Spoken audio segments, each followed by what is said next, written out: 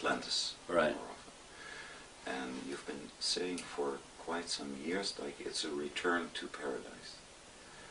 And so the only question I wanted to ask you, and just see where it goes from there, is the miracle question. Like, suppose a miracle happens, you go to sleep tonight and tomorrow you wake up and everything's different. What do you see? Like, what is this paradise? And how would that look up in this world? Whatever a reality, as what we call a society is a reflection of the consciousness that created it, the consciousness that is interacting with it and changing it second by second. So we live in a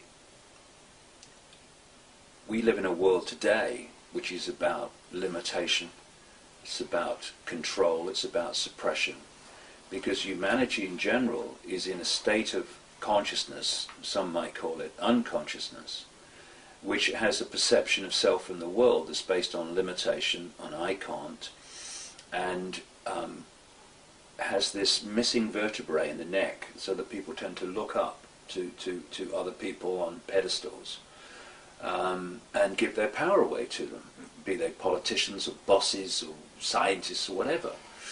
And thus the world we live in today is a reflection of the collective consciousness. Oh yes, it's manipulated to go into a suppressed state, but at the point that that consciousness expresses itself in its perception of reality and self, it manifests a world that reflects that, that expresses that. So any miracle question, any different way of living will depend on the level of consciousness that's involved. You know, if we, and I'm absolutely convinced we will, as this transformation we're going through unfolds, we will eventually reach a level of expanded awareness where the idea of imposing your will upon others, the idea of for someone to win, someone must lose, for me to achieve what I want, I must trample on others on the way. The idea of scarcity, the idea of accumulating more and more things as symbols of success, the idea that fame or money, wealth is a symbol of success. All these things would express themselves in the society that level of consciousness would create. Is it something you have a picture of? Like, how would it be different? Well, I mean, the only thing that we can all do is picture in our minds how we would like it to be, and how we would like it to be maybe different in detail to others, and that's great, because diversity and expressing your uniqueness is what oneness, infinite awareness is all about. It's all about all possibility. And indeed, you know, bringing that in, it would be a society in which all was perceived to be possible, instead of what we have today, because of our state of awareness, in which we tend to concentrate on what's not possible. We tend to concentrate on the limitations of possibility, rather than with an expanded consciousness, you then take that expansion into the realms of far greater possibility, to the point where you are so expanded in your awareness of self and reality that you are in that realm where anything becomes possible. You know, people talk about things like infinite consciousness, infinite awareness. They use terms like all that is, has been, and ever will be, or ever can be, and people from a limited sense of perception go, well, that's impossible. You can't have something that is, has been, and everything that can be.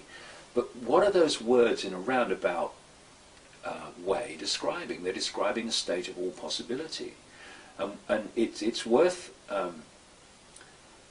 emphasizing the obvious, but we so often miss the obvious. Infinity means without limits. It means there are no limits to possibility. And that is at the most expanded level of infinite awareness. That's what we're dealing with. And the closer we get to that, as we expand out of limitation, or sense of limitation, which becomes experience limitation, then the more possibilities are available to us, because we're opening to that level that sees the possibilities. And so in the society that I would envisage liking to experience is one in which we came into this world when we choose, when we left this world when we choose. Not because some disease has taken us over and said, you're out of here now. On a deeper level, we might even have chose that, who knows. But I mean, consciously, okay, I'm off now. And it's like, it's not, oh, he's going to die, oh, what's going to happen, I must call a doctor. No, it's like, I choose to go. Because once you start to expand consciousness to the level I'm talking about, then the limitations of this world of density also start to fall. Because as you expand consciousness, everything vibrates quicker, and things are not as dense and therefore apparently limited as they were before. So I would envisage a world in which even the body was nothing like as dense as it is now, which means you can do so much more with it.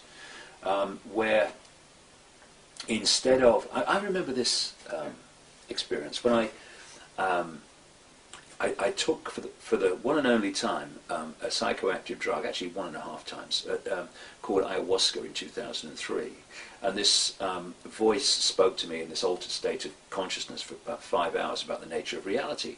And one of the things it said was, talking about the infinity of everything and us and the illusion of apartness, it said, why do you fly in aeroplanes when you are point A and you are point B and you're everything in between? Why do you fly through yourself? All right? And it's kind of like, well, what? But actually, that's what I'm talking about. So things like Beam Me Up Scotty, which are perceived to be some kind of technological thing. And I'm not saying it's not possible technologically, it is. But I see the society so expanded in its awareness of possibility, it goes beyond that. And basically, what it thinks, or where it thinks to be, it manifests. It can move from here, it can move to there, just purely through its own, not even mental state, but its own consciousness. Because once you realize that this world of apparent apartness, this apparent limitation is illusory, and that when you see it from the level that you can see it from a higher point of perception, then you wouldn't see apparently empty space between this wall and the carpet and you and me.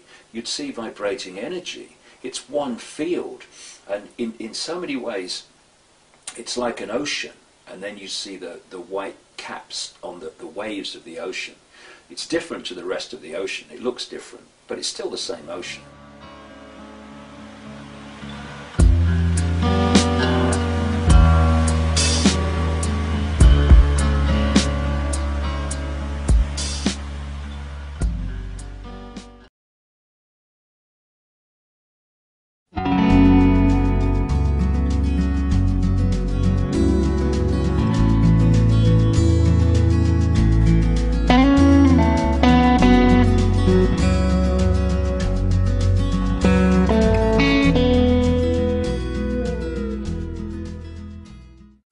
Just like holograms coming out of this unified field of awareness, of consciousness that connects everything, and you can move through this with your sense of awareness. You can move through this field. You can move your point of attention through this field, and so at the moment, because my point of attention is being focused in this reality through this what I call body computer, my attention is here, and so at this point I am sitting in this chair. But if you go to a much more expanded state of awareness, where you go beyond this level of density, then you can move your point of attention from here to the other side of the room, and suddenly you're over there now. And would there still be a David Icke then? Well, the question is then, what is David Icke? David Icke is an experience that my infinite awareness is having. So, in the simplest terms, it's a point of attention. You know, it's another version of moving my point of attention from here to the other side of the room in a higher level of awareness, and suddenly he's just moved across the room. How did he do that? Because he moved his point of attention. And when I came into this reality, just like you and everybody else, my point of attention in my experience became, I am David Icke, born in Leicester in 1952, and you go through his story of that life, and you identify with his story.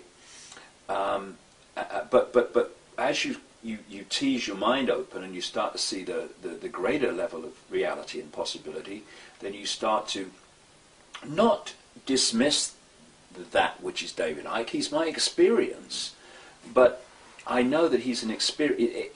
Not that when I talk about he, it is a name for an experience, and that when I choose to leave this reality, people might say, "Oh, that David Icke's buried there." Yeah, no, there's an experience, and the name for an experience is buried there. Like you described with your mind. Me, I'm out of here, mate, because I'm eternal awareness, and once you break out of this sense of I am my job, I am my name, I am my income bracket, I am my race, and all these things, then you do start to move into a completely different level of self-perception, self-identity, and continuing the question of what would it be like, or how could it be. It's like that has moved on in a vast leap of expansion of awareness, and therefore we're in a state where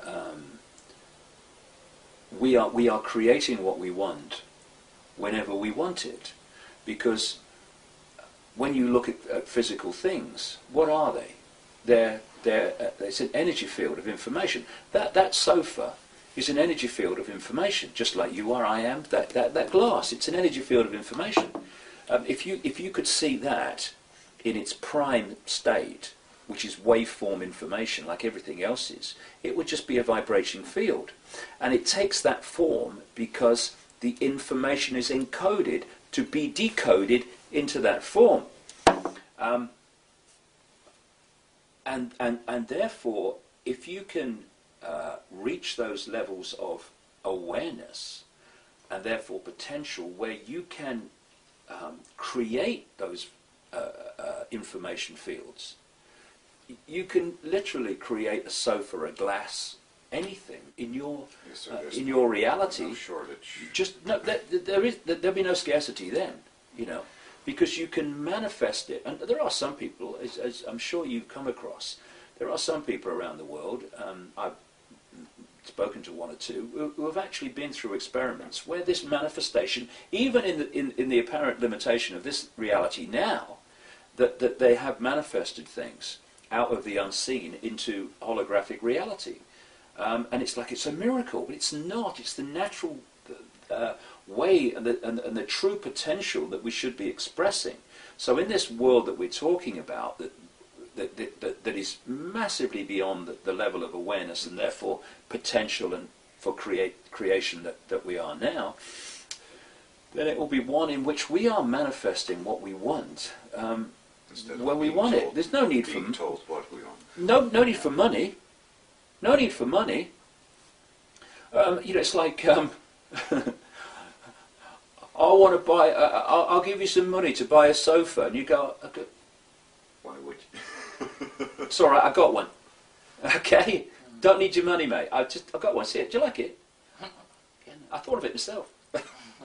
And I know that people coming from this world that we live in now, they'll go, that's ridiculous, that's impossible. It's not. It's the way things were meant to be. It's not that we've not grown into that level of awareness. It's that we've come down from that level of awareness and into a sense of I can't. And the world that I'm looking at, from the question you asked, is one in which all this becomes possible. There's no need to fight someone to get what you want. You can manifest it.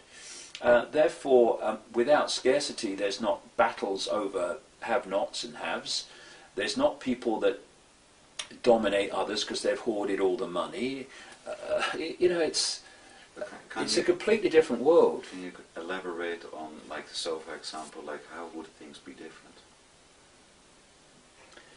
Well, at the moment we live in a world which is basically system generated, where the system decides what we can do and we can't do over one, and it's trying to do it more intensely all the time. And therefore the people, if you like, are pawns of the system. That they are the manifestation, in terms of the way they live their life, of the way the system has structured this reality, so that people have to be pawns in that structure.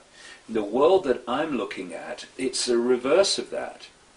The way society is, or what we call society, is generated not from society to the people, but from individual creativity to the collective. So the collective becomes the opposite of what we have today, which is monumental uniformity. And we live in a world where uniformity has always become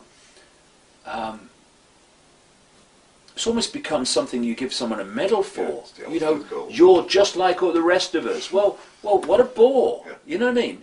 So once we start to access this level of expansion, which leads to a level of self-creation that we couldn't even dream about at the moment, then everybody's expressing their diversity, their uniqueness in what they create, and collectively the society becomes just an infinite explosion of variety, of diversity, of creativity, of imagination made manifest. Because, I've seen over the years where when you're talking about everything being one, and we're all the same one consciousness and oneness, they go, well, that means everybody must be the same then, just everyone looks the same. No, that's not what oneness means. Oneness is all possibility. So the more we express uniqueness, the more we express diversity of creativity, of perception, of view, the more we are celebrating all possibility. It's when you come out of that perception of all being one that you move into these bubbles of perception where people do then start to look and behave the same and act the same, because they're in the same bubble of limitation. Therefore, the potential for diversity gets smaller the more your sense of limitation contracts. As you come out of it, whoa, then you the opposite of that. So the world I'm looking at is one of incredible diversity, where every day you're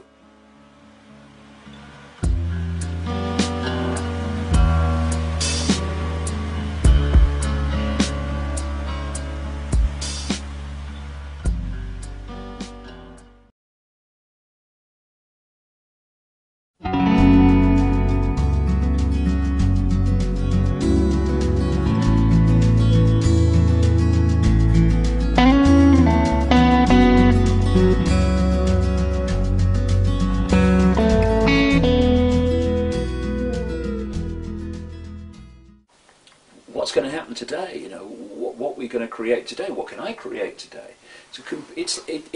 In the simplest terms, it's like a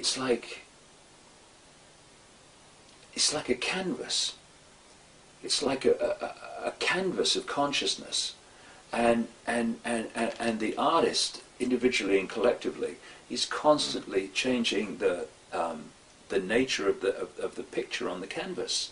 It was a film which came out some years ago, and basically came and went. And I thought it was absolutely brilliant. I guess it's because where I'm coming from and what I'm interested in. But it was, it starred Robin Williams, and it was called What Dreams May Come. Yeah? Where, for people who haven't seen it, when these people died, instead of disappearing, which is what most people fear, they went into another level of awareness. And in that level of awareness, which was far less dense than this so-called physical world, what they thought, they manifested. Their consciousness was constantly changing the landscape. It was constantly changing the canvas of their reality. As it changed, that changed. And they needed to get used to the speed with which... Yes. You see, Martin Luther King said once, the arc of the moral universe is long, but it bends towards justice. Well, what he was talking about was what people call karma, cause and effect. But if you take that on another level, because of the density of this reality as it is currently, that density makes the arc of creation much slower, or appear to be slower in how we perceive time, than it is in other states of awareness. So we go through this sequence of thought, plans, bricks, mortar, designs, doors, and we create in that kind of slow, dense, laborious process. But when you go outside of that sense of limitation into therefore vibrational states that are much less dense, therefore treacle-like and slow in the way they unfold, you don't create the house brick by brick or door by door. Gotcha. There it is. Because what is a house? Same as the glass. It's an information field, which we put together very slowly because that's the nature of this density.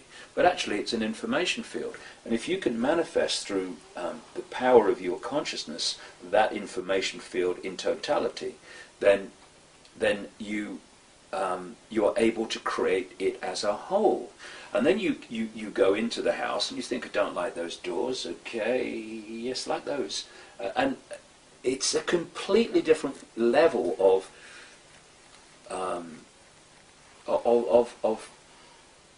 perception of reality, of experience. And you talk to near-death experiencers when they leave the body. Therefore, what they're doing is leaving this frequency range of density and this focus of attention we call the human body. And suddenly they are perceiving over multi-realities. They can create things. I remember one person talking about the fact that he looked down and he saw a body, even though his body was like gone. He'd left the body, but he still had the body. It's like, or the sense of the body. It's like in the Matrix where Neo looks at his body and he says, well, this isn't real, or what's that effect? And Morpheus says, that's residual self-image. Your hair's changed and all the rest of it. And then this person was saying that as this he got more comfortable with this out-of-body state, then the body disappeared and he just had awareness. But if he looked and perceived a body, it came back. And this is the level of reality and creation that we're moving towards. When they talk about this common theme of the fall of man, they weren't kidding. The fall of man was down into a greater sense of density, what we call man, humans, a greater level of density, therefore sense of limitation. And the sense of limitation becomes the experience limitation. And what we're doing now, we're in this cusp where we're leaving that reality, or sense of reality, and we're moving into a new epoch. It's what they call yugas in Asia, or New Ages, or whatever they want to call it. The fifth And we realm. yeah, we're moving to a much more expanded level of awareness in which things become possible that today would be miracles, but there's no such thing as miracles. They don't exist. What we call miracles are merely a greater understanding of how to create reality. That's all they are. Which can become ordinary. Yes, yeah. Is that the fall of man, that's connected to Atlantis and Lemuria? Well, you know, what I don't want to do is sit cross-legged on a mountain and say, you know, ask me anything. I'll tell you about it. I'll give you all the answers because I know it all. We're trying to get down this rabbit hole and to uncover as much as possible. And when you're talking about things like that, well, you know, there's probably a hell of a lot more to know. But the way it is described, and certainly the way that the various ancient cultures describe what some people call the Golden Age before the fall of humans, the fall of man, it was this far less dense, more expanded awareness state in which things were possible that are not perceived as possible now. Like, you know, when they talk in some of these ancient texts about the incredible long lives that people used to live, and they go, that's not possible. No, it's not possible now. It was, however, possible in a completely different energetic state. And that's what I think, you know, understandably, you know, we're born into this world and we look around and we think this is how it is. But it's not how it always was. And it's not how it's going to be again. You know, we have this perception of time moves forward. Therefore, wherever you are must be at the cutting edge of the story. But actually, you know, it goes like that. There are times of expanded awareness, there's a time of more limited awareness, there's times of suppression and control, there's times of great freedom. And where you come into this cycle, that decides the experience that you have. You know, experiencing suppression and control is also an experience. It's also a way of gleaning more understanding for the level of awareness that's experiencing it. You know, some of the greatest gifts I've ever had in my life have been the greatest challenges. I'm sure it's the same with you. That's what you probably need the David Icke experience for, because otherwise you don't have the material to work with. The other interesting thing about this reality is that because your state of awareness dictates your resonance, the vibrational state, outside of the realms of form, there is a vibrational difference between different states of awareness. Whereas through these states of form, very, very different states of awareness and consciousness can actually look each other in the eye and interact. Because this is what locks that awareness into the same frequency. And so it's a place of immense potential for experience, really. The more, it's interesting that the more that I tease my mind open to access higher levels of self, as people are doing now, the more I'm enjoying being here.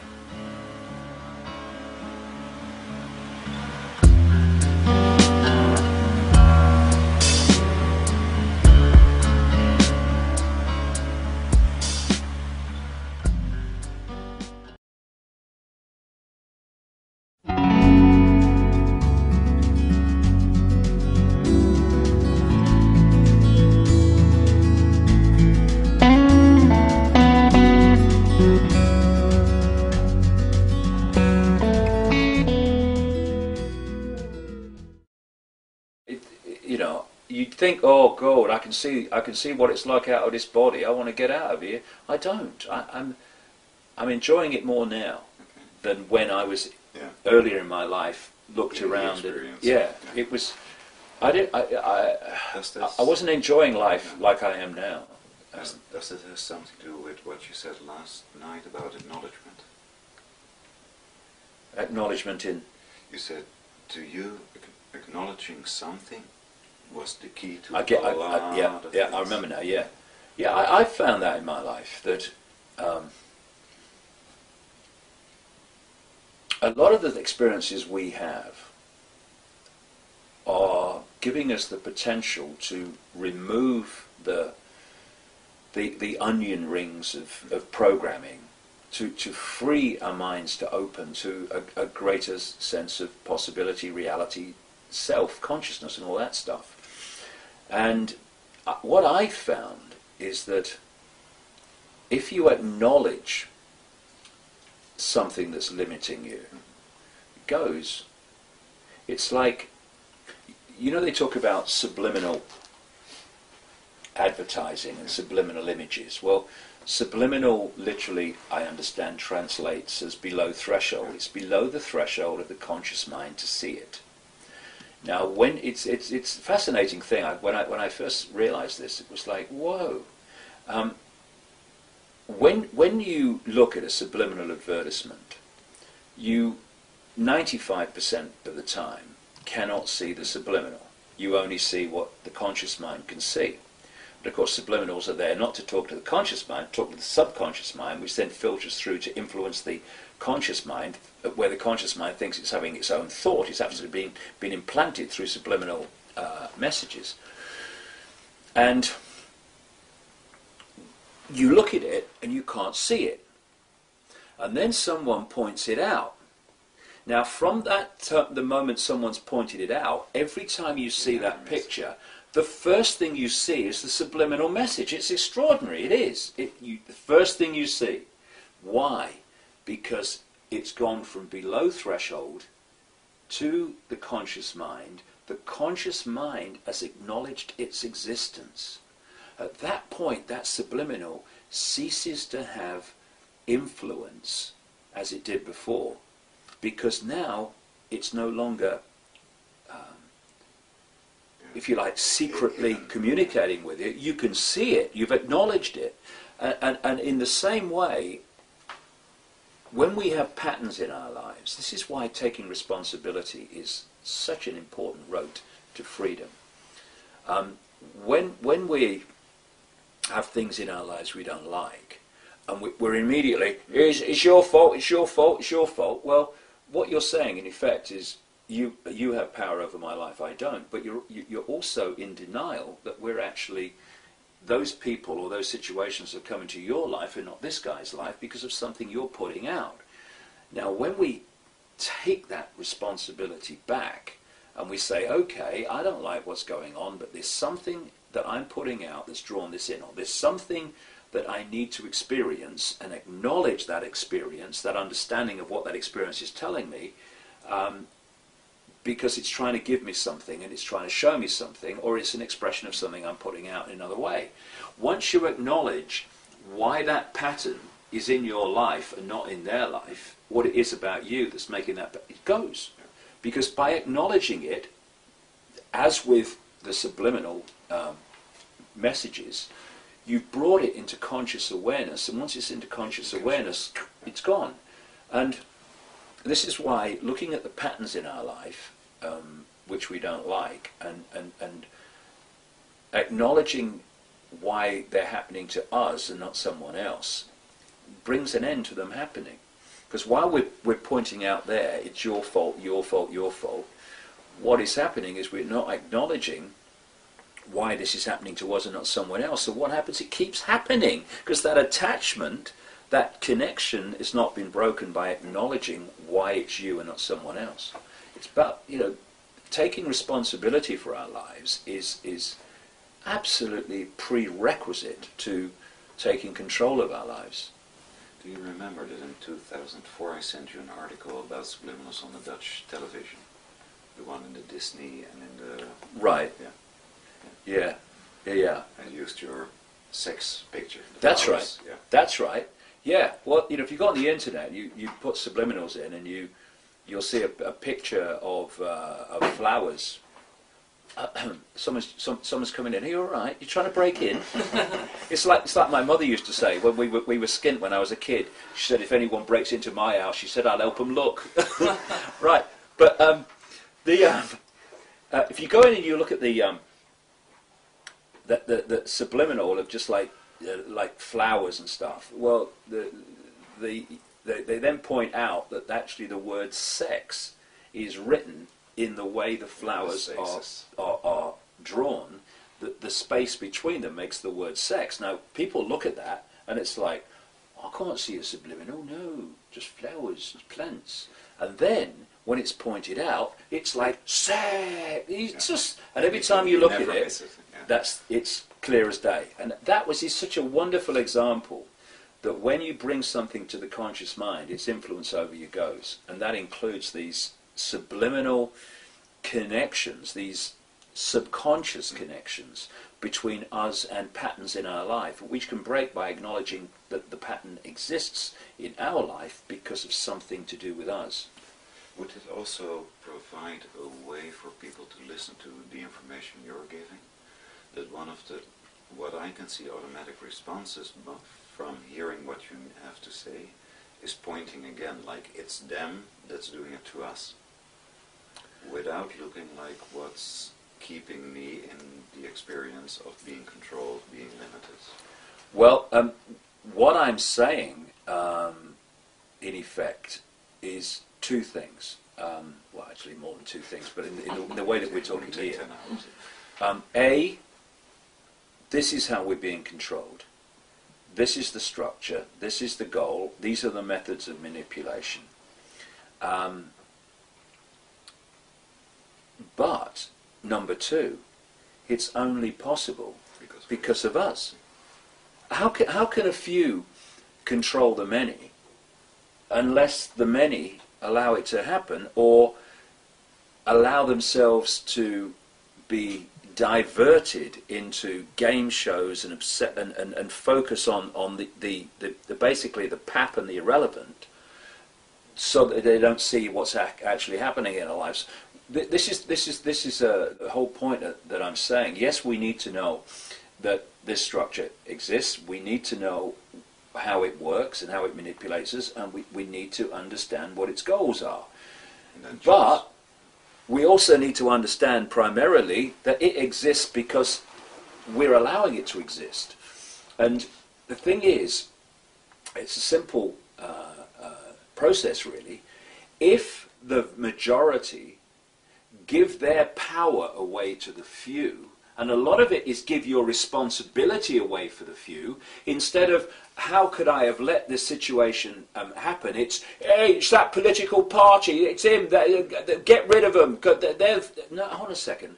They collectively, this control system is a manifestation of some state of collective human perception, awareness, whatever you want to call it. And therefore, when we move to another state of awareness, and a massively part of doing that is to take responsibility for things collectively and individually in our lives, then that control system will cease to exist, because the foundation that allows it to manifest, which is humans giving their power away, will have gone.